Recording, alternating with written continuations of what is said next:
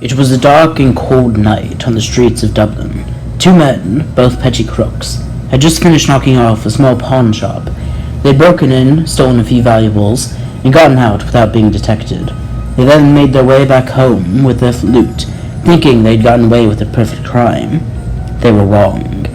When they were but a few blocks away from their flat, one of the two criminals noticed something moving in one of the alleyways. He nudged his partner, who also looked, and saw what looked to be an elegant female figure, carrying a large purse. Figuring that she was an easy target, and wanting to cap off their night of thievery, two slipped their way into the alley. The larger of the two men grabbed the woman and pinned her against the wall, while the smaller crook snatched her purse from her hands. However, the two men stopped when they heard a voice behind them. "Top of the morning to you blokes. What do you think you're doing there?" They turned to see a man, dressed in a well-trimmed green suit, cape and top hat. In one of his hands, he held a walking cane with a golden clover handle. Seeing this cane, and figuring this man was quite wealthy, the larger man replied, "Well, we were just going to simply rob this woman here, but now, since he showed up, I guess one might get you." The man in green simply gave them a confused look. What woman?" The man turned back to the woman, only to see her disappear in a burst of green light, replaced by a tall trash can.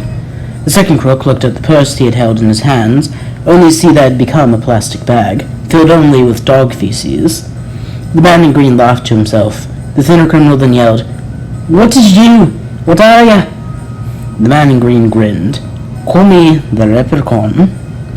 The Leprechaun then grabbed the top of his cane and began to unscrew it. He then drew a glowing green blade and twirled it in his hand. The larger criminal ran over and threw a wild punch at the Leprechaun's head. However, as if he saw it coming, the Leprechaun simply dodged aside and spun around, facing the criminal's back. He then took his emerald blade and sliced a deep cut into the crook. The smaller thief looked at his partner in horror, as the man's very flesh began to turn into a sickly green.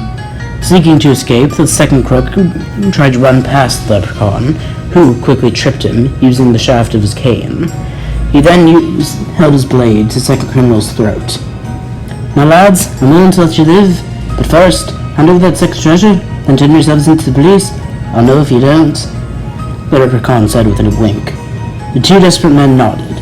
The smaller one threw the bag at the Leprechaun's feet, before picking up his partner and running towards the nearest police station. The Leprechaun, meanwhile, stood in the alleyway and laughed to himself. That was, until his laughter was cut short.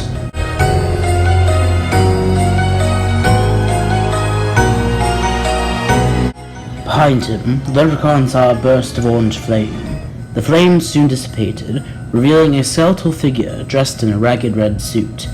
He was also wielding a black halberd, adorned with a flaming turnip, carved into an all-too-familiar jack-o'-lantern. "Ah, figures I'd find you here, Lappy," the skeleton said. The Leprechaun simply rolled his eyes. "I've told you before, Jack, I'm not joining your little resistance movement." Stingy Jack gave a look of feigned innocence. "Who said that's what I was here for?" "Don't play dumb, Jack. You've been trying to get me to join ever since Nicholas started his little holiday conquest. And I'll tell you the exact same thing I told him. I'm staying neutral." Stingy Jack floated over to the other side of the Leprechaun. "Come on, Leppy. You know as well as I that if Nicholas has his way, staying neutral won't be an option. And when that time comes, I'll handle it on my own. You're not exactly the biggest fan of organized groups. The more people that get involved in something, the more ways there are for it to go wrong." The Leprechaun was about to leave again, but Stingy Jack cut him off. "Well, Leppy, don't you understand? We're talking about the end of holiday spirits as we know them." "So what?" The Leprechaun began to pace the alleyway. "You know, holiday spirits were created to help humanity, to give them beacons of hope and inspiration, to remind them to look out and care for their fellow man. However, we haven't done much of that recently, have we now? Humanity's only gotten worse and worse. Do you know that they have Memorial Day sales now? Memorial Day sales. They're using the deaths of fallen soldiers as a way to sell more mattresses. Can you even believe it?" Leprechaun chuckled as he shook his head. Stingy Jack slowly nodded. Yes, humans are monsters, but forget about them. If you join us, think of the mischief and chaos we can cause together as we take down the big man, just like our old alliance." Once again, the Leprechaun shook his head. "Please, the old alliances are dead. Besides, Last time you and I had an alliance, the humans made those horrible leprechaun movies. Not going through that again.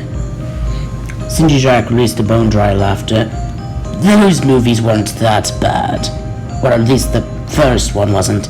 Besides, that's not the point. This is bigger than us. Bigger than humanity. Come on, Leppy. Join us. But despite Stingy Jack's begging, the leprechaun simply shook his head. No. I don't work well with people. And even if we take down Nicholas, another tyrannical dictator will just pop up. Maybe even from our own group. I don't want to be part of that. However, it would soon become apparent that Leprechaun had no choice. Stingy Jack, feeling defeated, was about to head off elsewhere when he heard what sounded like flapping of heavy metal wings. Leprechaun heard it too and looked up, only to see a man dressed in golden Grecian armor, with pink accents and large gold wings. In his hand, he held a golden bow with a glowing pink string. Leprechaun stared at the man, one who he hated more than most, Cupid.